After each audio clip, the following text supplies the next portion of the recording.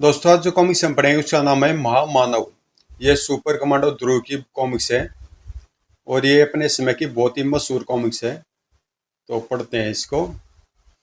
महामानव। मनुष्य अपने अधिक विकसित दिमाग के कारण इस पृथ्वी का सबसे श्रेष्ठ जीव है, लेकिन यह विकास सभी रुका नहीं है। समय के साथ साथ मनुष्य का दिमाग और भी विकसित होता जा रहा है और इसी विकास की अंतिम सीढ़ी है महामानव, जो अपनी मानसिक शक्तियों से मौसम को बदल सकता है, तारों को हिला सकता है और किसी के भी दिमाग को अपने कब्जे में ले सकता है। इस वक्त तुम्हारा दिमाग मेरे वश में लड़के और बिना मेरी इजाजत के तुम पल के तक नहीं झपका सकते हो। ओह, यह सच कह रहा। मेरा पूरा बदन जड़ हो गया है। आज मेरा दिमाग मेरा कहना नहीं मान रहा है। संसार का सबसे वीरान इलाका अगर कोई है तो वह उत्तरी ध्रुव का बर्फीला इलाका। लेकिन अब यहाँ की अनछुई बर्फ पर भी मानव के पैरों की छाप पड़ने लगी है और इन पैरों में भारतीय पैर भी शामिल है। हमारे नए स्टेशन के लिए यह स्थान कैसा है नारायणन? बहुत अच्छा। यह स्थान थोड़ी ऊंचाई पर भी है कैप्टन सिंह। इससे हमको दूर दूर तक सर्वेक्षण करने में काफी आसानी रहेगी। लेकिन वह देखिए कैप्टन, यह तो ग्रेफाइट है, यानी ज्वालामुखी का जमा हुआ लावा। हाँ सर, मेरा ख्याल है कि इस समय हम एक मर्त ज्वालामुखी के ऊपर खड़े हैं। तुम ठीक कह रहे हो राघव, लेकिन यह ज्वालामुखी अब मर चुका है। दोबारा इसके फूट पड़ने की संभावना शून्य है। हम अपना स्टेशन यहीं पर बनाएंगे। और सिगरी, एसिटिलीन टॉर्चों की तेज गर्मी बर्फ को तेजी से पिघलाने लगी। बर्फ की कठोर सतह पर लोहे के गड्ढे गाड़ने के लिए गड्ढे बनने लगे और तभी पूरी जमीन हिल उठी। यह क्या? भूकंप तो नहीं आ रहा है, लेकिन आने वाली मुसीबत भूकंप जितनी मामूली नहीं थी। इस मुसीबत का एक सिर था और साथ में पूरा शरीर भी। चियाओ! हे भगवान, अब तो ही रक्षा करना। लेकिन लेकिन कैप्टन सिंह, यह तो एक मांसाहारी डायनासोर है, टायरेनोसोर्स रेक्स। लेकिन यह यहाँ। राघव, तुरंत संदेश भारत भेजो।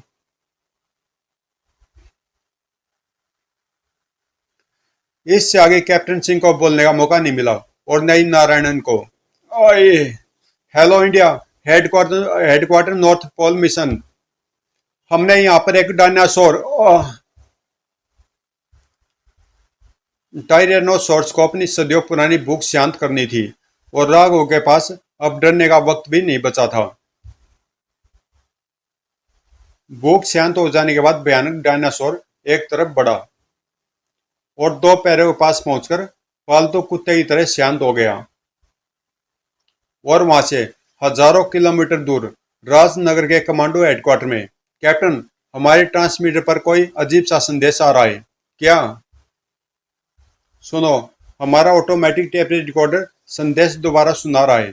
Hello India, headquarter north pole mission. हमने यहाँ पर एक डायनासोर दड़ाक। डायनासोर और आज के युग में इसका क्या मतलब हो सकता है? ज्यादा माथा पच्ची की जरूरत नहीं क्रीम। नॉर्थ पोल मिशन के हेडक्वार्टर पहुंचकर सब 1 मिनट में समझ आ जाएगा। और वैसे भी उन तक यह मैसेज तुरंत पहुंचाना बहुत आवश्यक है। और लगभग आधे घंटे बाद, hello India, headquarter north pole mission. हमने यहाँ पर एक डायनासोर बस हमारे ट्रांसमीटर ने इतना ही संदेश ग्रहण किया है सर। यह संदेश तो हमारे ट्रांसमीटर पर भी आया है और ये हमारे नॉर्थ पोल मिशन के रेडियो मैन राघव की आवाज है। लेकिन इस संदेश का क्या मतलब हो सकता है? डायनासोर और इस युग में यह तो संभव है। बात तो सही है सर। जहां तक मैं जानता हूँ डायनासोर आज से 150 करोड़ साल पहले इस पृथ्वी पर पाए जाते थे। हाँ, और वे सारे के सारे अचानक ही खत्म हो गए। क्यों और कैसे है कोई नहीं जानता। इस संदेश से यह भी साफ है कि हमारा पूरा अभियान दल किसी भयानक विपत्ति में घिरा हुआ है। उनको तुरंत मदद पहुंचानी बहुत जरूरी है और किसी भी सहायता दल को तैयार करने में वक्त लगेगा। सर, अगर आप इजाजत दे तो मैं तुमसे यही कहना चाहता था ध्रुव, पर यह जानते हुए भी कि वहां पर जान जान का खतरा हो सकता है। तुम जाने को तैयार हो? सर, मैं सिर्फ उन जगहों पर ही जाना पसंद करता हूँ जहां पर जान का खतरा हो। और किसी जगह पर मेरा क्या काम? मैं जानता हूँ ध्रुव कि अगर कोई यह काम कर सकता है तो वह तुम हो। मेरे साथ आओ, मैं तुम्हारे लिए तुरंत एक रिलीफ प्लेन का इंतजाम करता हूँ। और शिकारी ध्रुव अपने फर्ज को निभाने के लिए पृथ्वी के उत्तरी छोर की तरफ बढ़ चला, जहां पर दूर दूर तक बर्फ के ठंडे सन्नाटे के अलावा और कुछ नहीं दिख रहा था। डायरेक्टर साहब के अनुसार तो अभियान दल को यहीं कहीं होना चाहिए। हाँ, वे रहे उनके उपकरण। मुझे भी प्लेन को यहीं उतारना चाहिए। लेकिन ध्रुव को प्लेन उतारने की मेहनत नहीं करनी पड़ी। गुर्र। ये क्या? मुझे तो अपनी आंखों पर यकीन नहीं हो रहा है। ध्रुव ने बड़ी मुश्किल से रिलीफ प्लेन को डायनासोर के बढ़ते जबड़े से बचाया, लेकिन डायनासोर की पूंछ पर उसका ध्यान नहीं था। हवाई जहाज के पीछे एक जबरदस्त टक्कर लगी। तोड़। हवाई जहाज कुछ क्षणों के लिए ध्रुव के नियंत्रण से बाहर हो गया, लेकिन उसने शिकारी प्लेन पर काबू पा लिया। इस पर तो पिस्तौल की गोलियों का भी कोई असर नहीं होगा। मैं इस दुर्लभ जीव को खत्म करना तो नहीं चाहता, लेकिन बिना इसको खत्म किए मैं भी दल की तलाश करने के लिए उतर भी तो नहीं सकता। ध्रुव ने रिलीफ प्लेन का रुख सीधे डायनासोर की तरफ मोड़ दिया। रिलीफ प्लेन तेजी से डायनासोर की तरफ बढ़ा और उसी क्षण ध्रुव प्लेन से बाहर कूद पड़ा। लेकिन न जाने कैसे डायनासोर तक पहुंचने से पहले ही प्लेन के टुकड़े टुकड़े हो गए। अब ध्रुव के सामने साथ मौत खड़ी थी और उससे बचने का शायद कोई रास्ता भी नहीं था। लेकिन ध्रुव ने बड़ी मुश्किल से अपने होशोहवास कायम रखे। अब मुझको सिर्फ लोहे का यह रस्सा ही बचा सकता है, जिसका प्रयोग शायद यहाँ पर स्टेशन बनाने में किया जाने वाला था, लेकिन अभी यह मेरी जान बचाने में काम आएगा। ध्रुव के शक्तिशाली बाहु ने लोहे के रस्से को डायनासोर की गर्दन तक उछाल दिया और फिर रस्से के दूसरे छोर को पकड़कर ध्रुव का बदन हवा में उछला। उसका सर्कस में सदा हुआ शरीर फिरकी की तरह हवा में घूमने लगा और भयानक डायनासोर टायरेनोसोरस की गर्दन एक मजबूत शिकंजे में कसने लगी। उसका दम घुटने लगा। आखिरकार उसके कांपते पैरों ने भी उसका साथ छोड़ दिया और डायनासोर का विशाल शरीर एक कटे हुए वृक्ष की तरह बर्फ पर आ गिरा। धुम। लगता कि यह बेहोश हो गया। मेरी योजना सफल रही। इससे पहले कि यह बदसूरत होश में आए, मुझे इसको बांध देना चाहिए। और तभी, शाबाश मानव, आज तुमने मुझे वह दृश्य दिखाया जो मैं कभी सोच भी नहीं सकता था। यह क्या? ऐसा ऐसा लगता कि मानो कोई मेरे दिमाग के अंदर से बोल रहा हो। तुमको ठीक महसूस हो रहा मानव। तुम इसको टेलीपैथी या मानसिक संपर्क कहते हो। अपने पीछे मुड़कर देखो। ध्रुव मुड़ा और वह आश्चर्य से जड़ हो गया। तुम कौन हो? आप बोलो मानव। अपने से बड़ों की इज्जत करना सीखो, खास तौर से उसकी जो तुमसे लगभग 200 करोड़ साल बड़ा है। 200 करोड़ साल? आश्चर्य मत करो, मैं मनुष्य का भविष्य हूं। मनुष्य आज से करोड़ों साल बाद मुझ जैसा ही दिखेगा। लेकिन तुम, मेरा मतलब आप यहाँ कैसे आए? यानी आप समझे न? हाँ, लेकिन मैं तो यहाँ पर हमेशा से था। आए तो तुम मानव हो। वैसे मेरे जन्म की बात बहुत पुरानी है, अब तो ठीक से याद भी नहीं है, लेकिन इतना याद है कि उस वक्त पृथ्वी पर जीवन की शुरुआत हुई ही थी। सारे महाद्वीप एक साथ जुड़े हुए थे, यानी कि सारी जमीन एक ही स्थान पर थी। सूर्य उस वक्त आज की तुलना में दुगनी तेजी से चमकता था। पृथ्वी पर वायुमंडल भी बहुत पतला था, इसलिए कारण सूर्य की जीवनदायी किरणें पृथ्वी तक पूरी तरह से पहुंचती थी। सूर्य की इन रहस्यमय जीवनदायी किरणों के कारण पृथ्वी पर जीवन बहुत तेजी से शुरू हुआ। मैंने अपना जीवन एक अकेली कोशिका से शुरू किया था, जो न जाने कैसे उत्तरी ध्रुव तक पहुंच गई थी। सूर्य की किरणों से हर दिन मुझ में इतना परिवर्तन हो जाता था, जितना शायद 1 लाख वर्षों में भी न होता। न जाने कितने चरणों से गुजरकर मैं आखिरकार मानव रूप में पहुंचा। लेकिन मेरा विकास यहीं समाप्त नहीं हुआ। मेरा मस्तिष्क विकसित होता ही चला गया और आखिरकार मुझ में इतनी मानसिक शक्तियां विकसित हो गई कि मैं यहाँ पर बैठे बैठे एक सितारे को भी मानसिक तरंगों से नष्ट कर सकता था। लेकिन चूंकि मेरा विकास बर्फीले प्रदेश में हो रहा था, इसलिए मुझसे जरा से भी गर्मी बर्दाश्त नहीं होती थी। गर्मी मेरे दिमाग पर बेहोशी का असर कर देती है। इसीलिए मुझे पृथ्वी के गर्म प्रदेशों में विकसित हो रहे प्राणियों के बारे में कोई जानकारी नहीं थी। दरअसल जब मेरा विकास ध्रुव प्रदेश में हो रहा था, उस वक्त सूर्य की किरणें गर्म प्रदेशों में भीमकाय जानवर पैदा कर रही थी। वे जानवर जिनको तुम डायनासोर कहते हो, और जब तक मुझे इस बात का ज्ञान होता, ये जीव पूरी पृथ्वी पर छा चुके थे। यह मुझसे बर्दाश्त नहीं हुआ कि उनके जैसे कीड़े पृथ्वी पर पनपे, क्योंकि पृथ्वी मेरा घर थी और अपनी जैसी प्रजाति को विकसित करने के लिए मुझे पूरी पृथ्वी की जरूरत थी। इसीलिए मैंने डायनासोर को पृथ्वी से खत्म करने की ठानी। यह काम मेरे लिए मामूली सा था। चूंकि सारे डायनासोर गर्म प्रदेश के प्राणी थे, इसलिए उनसे ठंड सहन नहीं होती थी। यह सोचकर मैंने अपनी मानसिक तरंगों की मदद से पूरी पृथ्वी को बर्फ से ढकने की योजना बनाई। मैंने अपनी मानसिक तरंगों को केंद्रित किया और पूरी पृथ्वी धीरे धीरे बर्फ से ढकने लगी। डायनासोर बिल बिलाकर इधर उधर भागने लगे, लेकिन वे जहां पर भी जाते उनको बर्फ ही बर्फ मिलती। वे सब कीड़ों की तरह एक एक करके मरने लगे और आखिरकार पृथ्वी साफ हो गई। मैं जानता हूँ उस युग को हम लोग हिम युग या आइस एज कहते हैं, लेकिन फिर क्या हुआ? तभी एक दिन मुझको बर्फ में दबा एक गोला दिखाई पड़ा। मुझ में यह जानने की उत्सुकता हुई कि यह क्या है। मैंने उसे उठा लिया और यही मुझसे गलती होगी। वह गोला वास्तव में एक टायरेनोसोरस का अंडा था, जो न जाने कैसे जिंदा बच गया था और भटकते भटकते उत्तरी ध्रुव तक आ पहुंचा था। वह मुझको अंडा उठाते देखकर मुझ पर तेजी से लपका हुर्र। और इससे पहले कि मैं अपनी मानसिक शक्तियों को केंद्रित कर पाता, मुझे एक जोरदार टक्कर लगी। मेरा सिर चक्कर खाने लगा, इसलिए मैं मानसिक तरंगों को हमले के लिए फोकस नहीं कर पाया और अपने बचाव में भागा और घबराहट में एक बड़े से गड्ढे में आ गिरा। बदकिस्मती से वह गड्ढा एक ज्वालामुखी का मुहाना था।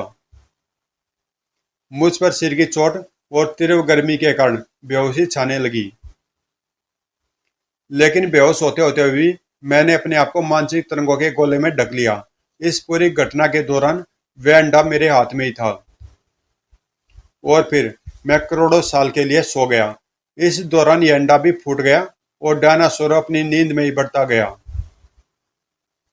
मेरी नींद करोड़ों साल बाद तब टूटी जब तीन मानवों ने ज्वालामुखी के मुहाने पर जमी बर्फ में गड्ढा किया और उनको डायनासोर ने खा लिया। हे भगवान! और तुमने उन लोगों को बचाने की कोशिश तक नहीं की। क्या जब कोई छिपकली कीड़े को खा रही होती है, तब तुम उसे बचाने की कोशिश करते हो? यानी तुम्हारी नजर में हम मानव कीड़े हैं। याद रखो कि तुम भी मानव ही थे। तुम मानव भी तो कभी कभी बंदर थे, लेकिन फिर भी तुम लोग बंदरों को मारने में कोई बुराई नहीं समझते। और अच्छा रहने दो। अब यह बताओ कि तुम्हारे जैसा तीव्र विकास सिर्फ उत्तरी ध्रुव पर ही क्यों हुआ? पृथ्वी के अन्य भागों में यह विकास धीरे क्यों हुआ?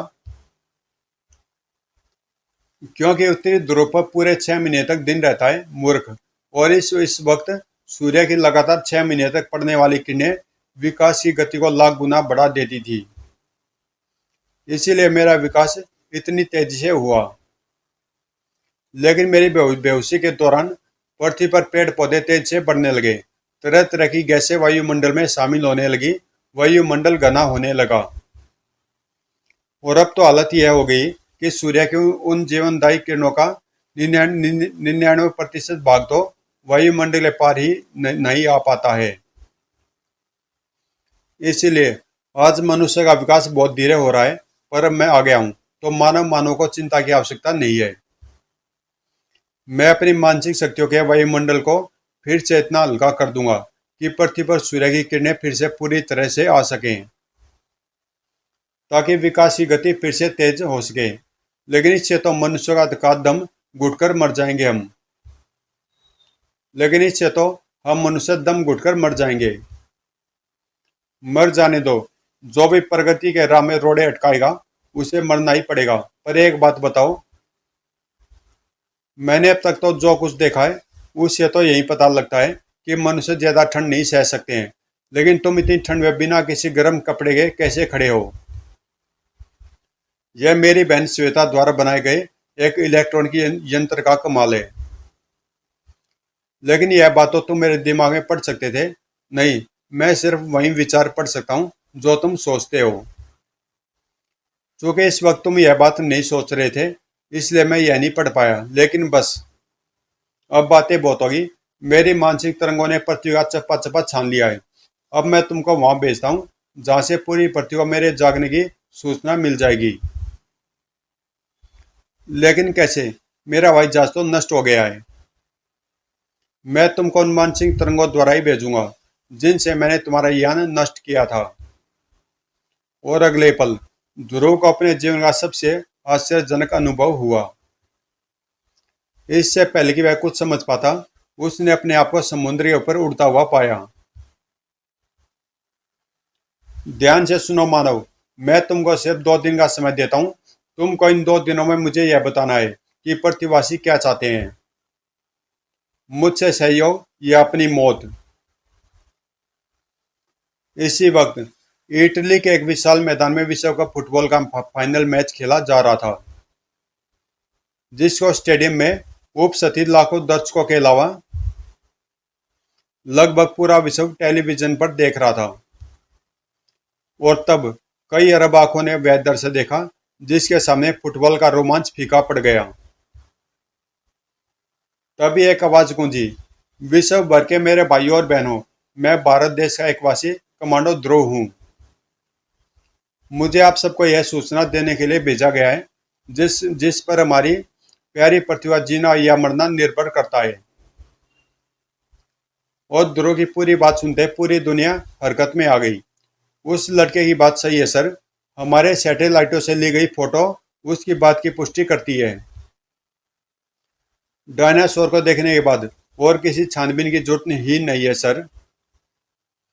कुछ ही घंटों के अंदर संयुक्त राष्ट्र संघ के कार्यालय में एक इमरजेंसी मीटिंग बुलाई गई, जिसमें लगभग सभी देशों के शासनाध्यक्ष उपस्थित थे। माननीय राष्ट्राध्यक्षों, आज पृथ्वी एक बहुत बड़े खतरे का सामना करने जा रही है। हमको एक साथ मिलकर या तो इसका सामना करना पड़ेगा या एक साथ खत्म हो जाना पड़ेगा। क्या बचकानी बात है। इस वक्त हमारे पास ऐसे ऐसे हथियार हैं जिनसे हम आराम से इस महामानव को खत्म कर सकते हैं। जरूर कर सकते हैं सर, अगर हमारे हथियार उस तक पहुंच सके तो। वह महामानव अद्भुत मानसिक शक्तियों का स्वामी है। वह किसी भी हथियार को अपने तक पहुंचने से पहले ही नष्ट कर सकता है। और अगर वह चाहे तो पूरी पृथ्वी को भी एक ही बार में नष्ट कर सकता है। इस समय हमको ताकत से नहीं बल्कि अकल से काम लेना होगा और मिलकर वह रास्ता खोजना होगा जिससे हम महामानव को रोक सकें। ठीक इसी वक्त इसी पृथ्वी के एक ऐसे देश में जो दुनिया पर राज करने के सपने देख रहा था। ली, अगर हम इस महामानव को अपने कब्जे में ले लें तो इसकी मानसिक शक्तियों के द्वारा हम पूरी दुनिया को अपना गुलाम बना सकते हैं। आप हमेशा की तरह सही कह रहे हैं महामहिम। इससे आपकी दुनिया पर राज करने की इच्छा पूरी हो सकती है, परंतु कैसे? हमारे दास महान वैज्ञानिक वान द्वारा हमारे सैटेलाइट में फिट की गई उस ब्रेन वॉश किरण के जरिए जो किसी भी मस्तिष्क को शून्य कर सकती है। उस महामानव के पास बहुत विकसित मस्तिष्क अवश्य है, परंतु फिर भी है तो वह मस्तिष्क ही। तुम जाओ और जाकर वॉन को तुरंत मेरे पास भेज दो और पूरी दुनिया पर राज करने के लिए तैयार हो। हा हा हा। और कुछ ही घंटे बाद उत्तरी ध्रुव पर स्थित एक मर्त ज्वालामुखी के मुहाने पर खड़े महामानव को खतरे का आभास हुआ। मेरा मस्तिष्क खतरे की तरंगे ग्रहण कर रहा है, पर क्यों? क्या मुझ पर कोई हमला होने वाला है? और तभी क्षितिज पर एक लड़ाकू सुपरसोनिक जेट विमान उभरा। घूम। ओ, तो ये पृथ्वीवासी कीड़े मुझे खत्म करना चाहते हैं। अब तो इनको सबक देना ही पड़ेगा। और हमला शुरू हो गया। लेकिन यह घातक हमला महामानव के लिए खेल से ज्यादा कुछ नहीं था। भड़ाक। ही ही ही। और वह ज्यादा देर खेलने के मूड में भी नहीं था। उसके मस्तिष्क से एक घातक मानसिक तरंग निकली। और ठीक उसी वक्त, जल्दी वन, इसमें महामानव का पूरा ध्यान हमारे रोबोट चलित लड़ाकू जेट यान पर है। कहीं पर एक बटन तेजी से दबा और अंतरिक्ष में पृथ्वी की परिक्रमा कर रही एक सैटेलाइट का पैनल खुल गया। उसमें से एक नीली रोशनी की किरण तेजी से पृथ्वी की तरफ बढ़ चली। महामानव की मानसिक तरंग और सैटेलाइट से निकली नीली ब्रेनवॉश किरण लगभग एक ही साथ अपने अपने निशाने पर पहुंची। कड़ाक। और महामानव का दिमाग एकाक शून्य हो गया। ठीक उसी वक्त एक हेलीकॉप्टर बर्फ की ठंडी सतह पर उतरा। और 2 मिनट बाद जब हेलीकॉप्टर दक्षिण की तरफ उड़ा तो महामानव का शरीर उसमें मौजूद था। और दूसरी तरफ, लेकिन हमको कोई भी कारगर योजना बनाने के लिए वक्त चाहिए। अगर हमारी योजना फेल हो गई तो हमको दूसरा मौका नहीं मिलेगा। अगर ऐसा तो मुझको महामानव से मानसिक संपर्क करके और समय मांगना होगा। तभी अचानक, सर, महामानव का अपहरण हो गया है। क्या? कैसे? हमारे सैटेलाइटों ने पूरी घटना की रील खींच ली है सर, यह देखिए। पूरी पूरी रील देख चुकने के बाद इन जहाजों पर ऐसा कोई निशान नहीं है जिससे यह पता चल सके कि ये किस देश के हैं। अब हम इंतजार के अलावा और कुछ भी नहीं कर सकते हैं। महामानव का जिसने भी अपहरण किया है सर, उसने बहुत बड़ी गलती की है। महामानव को बांध कर रख पाना संभव है। लेकिन इस अपहरण को देखकर मुझको वह आइडिया आ रहा है जिससे इस महामानव को रोका जा सकता है। और कहीं दूर महामानव एक खतरनाक हथियार बनने जा रहा था। यह उसमें तो नहीं आ जाएगा वोन? नहीं मामिम, हमने इसको ब्रेन वॉश किरण की जो मात्रा दी है उससे तो एक पूरे शहर को जिंदगी भर के लिए ब्रेन वॉश किया जा सकता है। और फिर ये स्पेशल हार्मोन्स इसके दिमाग में प्रविष्ट होने के बाद इसका अपने दिमाग पर कोई वश नहीं रहेगा। इसके बाद यह महामानव सिर्फ आपका ही आदेश मानेगा मामिम। ही सच? तो जल्दी लगाओ, देर क्यों कर रहे हो? लेकिन वो उनको महामानव की मानसिक शक्तियों का कतई अंदाज नहीं था, क्योंकि महामानव का मस्तिष्क जाग रहा था और उसको पूरी स्थिति समझने में क्षण भर भी नहीं लगा। ओ, तो इन मानवों ने मुझे किसी प्रकार अचेत करके बंदी बना लिया है। और फिर कमरे में तूफान फट पड़ा। वो उनका इंजेक्शन वाला हाथ कंधे से उखड़कर दूर जा गिरा। अब तानाशाह की बारी थी। मानसिक तरंगों के एक हल्के से वार से ही मामिम तानाशाह का सिर आग की लपटों में गिर गया। मामानों को बांधने वाले स्टील के मजबूत पट्टे कच्चे धागे की तरह टूट गए। मामानो कमरे से बाहर निकला। अब तक उसका क्रोध भड़क चुका था और अब उसको रोकना असंभव था। इमारत से बाहर निकलकर क्रुद्ध मामानों ने अपना पहला निशाना इमारत को ही बनाया। और इससे पहले कि इमारत का मलबा पूरी तरह से गिर पाता, मामानों ने ऊपर की तरफ देखा और पृथ्वी की परिक्रमा कर रहा उपग्रह अपने ब्रेन वॉश यंत्र सहित चूर चूर हो गया। परंतु मानव का क्रोध अभी शांत नहीं हुआ था। इन मानव कीड़ों को ऐसा सबक देना चाहिए जिससे यह मुझ पर दोबारा हमला करने का साहस न कर सके। मानव के हाथ हवा में उठे और देखते देखते आसमान का रंग काला हो गया। उसमें से एक भयंकर बाउंडर नीचे धरती पर उतरा और निर्दोष नागरिकों पर कहर बनकर टूट पड़ा। इमारतें ताश के पत्तों के घरों की तरह ध्वस्त होने लगी। ट्रकों जैसे भारी वाहन भी कागज के हवाई जहाजों की तरह हवा में उड़ने लगे। समुद्र से उठती 100-100 फुट ऊंची लहरों ने तटवर्ती इलाकों में तांडव मचा दिया। ओह, एकदम से गर्मी हो गई है। मेरा मस्तिष्क धीरे धीरे सुन्न हो रहा है। मुझको ठंडक चाहिए, ठंडक ठंडक, हा हा हा।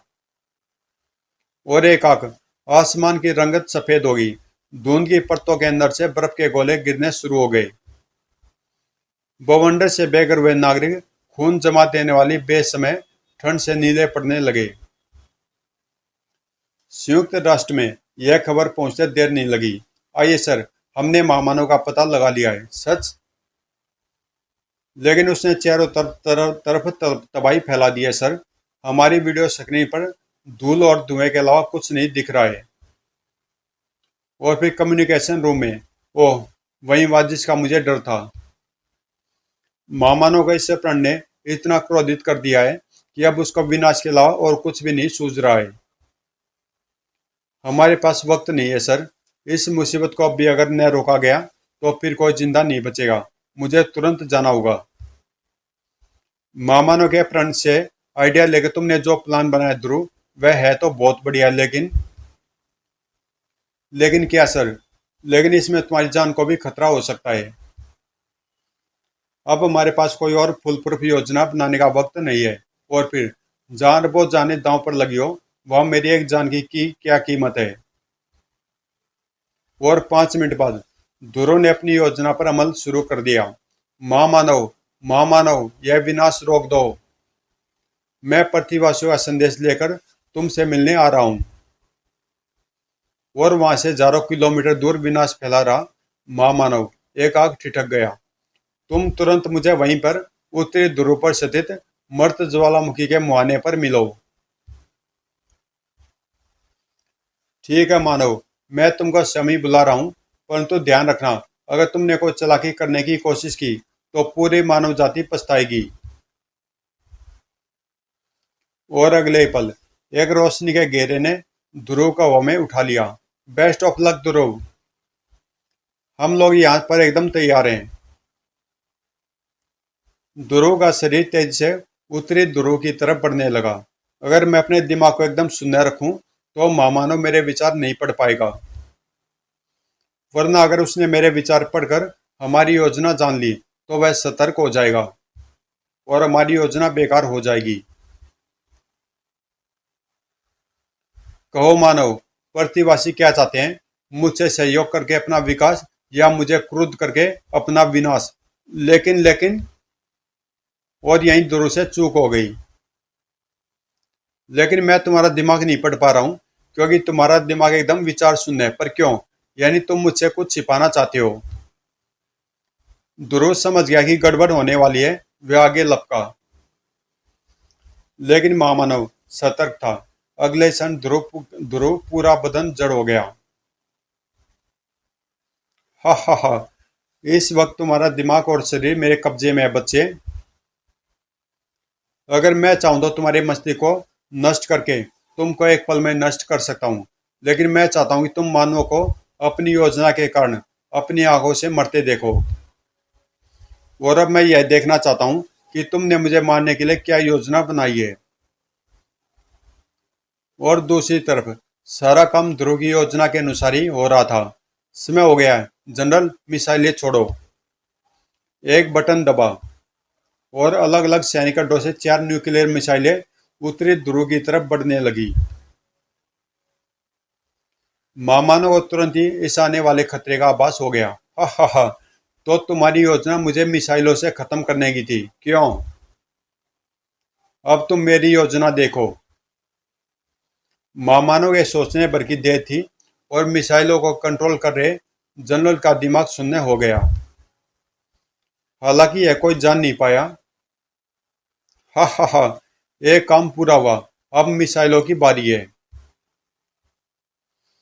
उत्तरी ध्रुव की तरफ बढ़ती मिसाइलों से मानसिक तरंगों के 4 वार टकराए और मिसाइलों के रुख 4 अलग अलग दिशाओं में मुड़ गए। ही, अब ये मिसाइलें मानवों की बस्ती में वह तबाही मचाएगी जिसे तुम सब हमेशा याद रखोगे। लेकिन महामानव को ध्रुव की जबरदस्त इच्छा शक्ति का आभास नहीं था, क्योंकि ध्रुव के दिमाग का एक भाग अभी भी ध्रुव के अपने वश में था। मुझे तुरंत ही कुछ करना होगा, वरना सब कुछ खत्म हो जाएगा।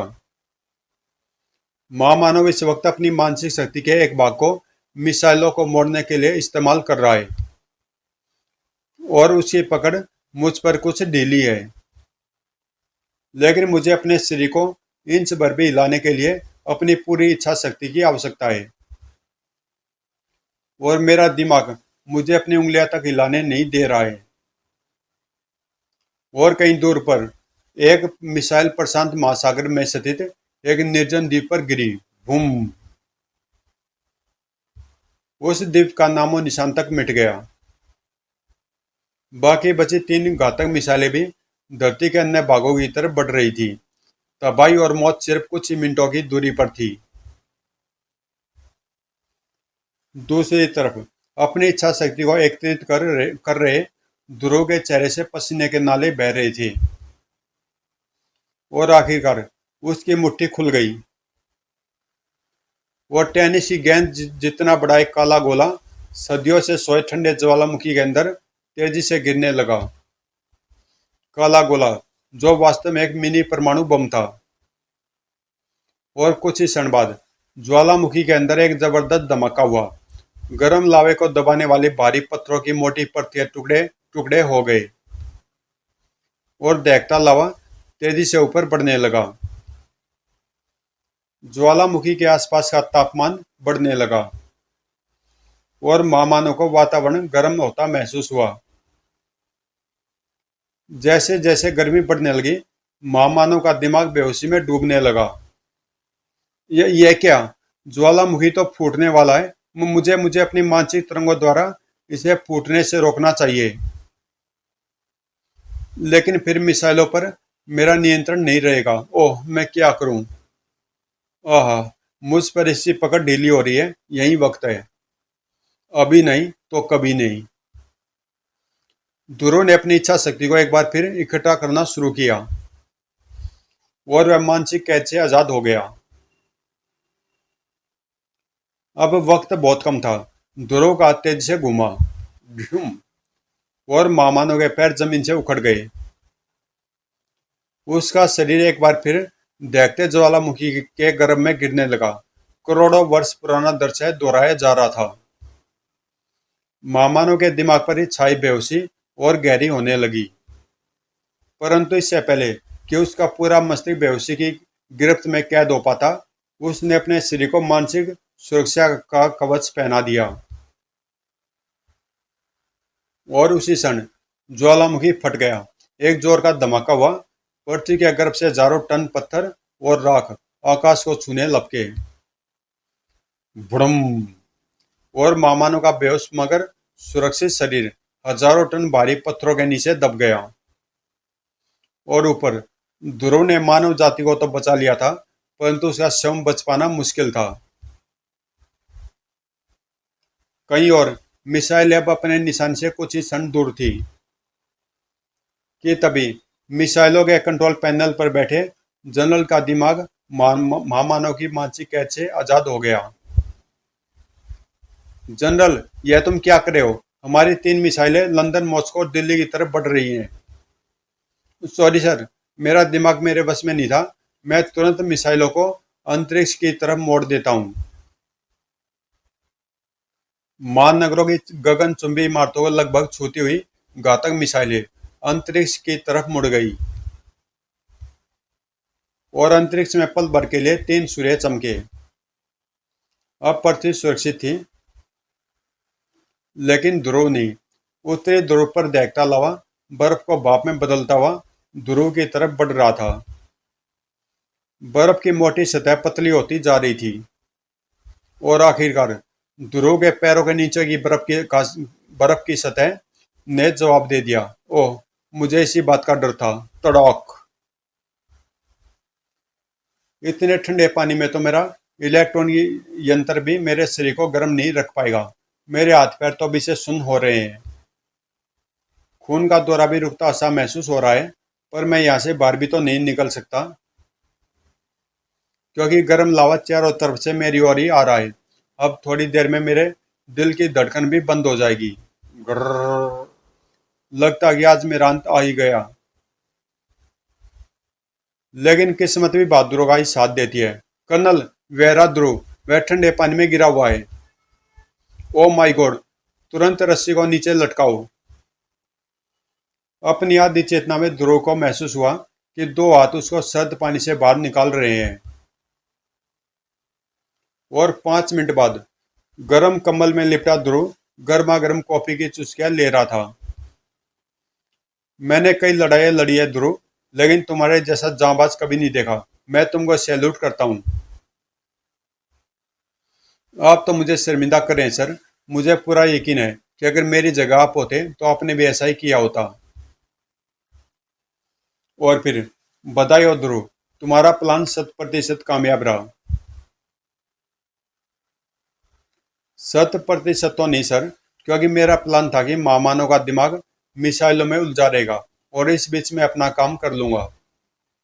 लेकिन महामानव चूंकि सतर्क था, इसलिए वह मेरा प्लान काफी हद तक समझ गया था। पर पूरा प्लान नहीं, क्योंकि सौभाग्यवश वह अंत तक यही समझता रहा कि हम उसको मिसाइलों से ही खत्म करना चाहते हैं। और यही वह मात खा गया। वैसे उस डायनासोर के क्या हाल है? हमें दुख है कि हम उसे बचा नहीं सके। लेकिन उस डायनासोर के लिए अमेरिकी सरकार ने एक नया म्यूजियम बनाने का फैसला किया है, जिसका नाम होगा ध्रुव म्यूजियम। एक ऐसे हीरो के नाम पर जिसने मानव को खत्म कर पूरी मानव जाति को नष्ट होने से बचाया है। यहाँ पर आप शायद गलत कह रहे हैं सर, क्योंकि मुझे पूरा यकीन है कि महामानव अभी भी जिंदा है। समाप्त।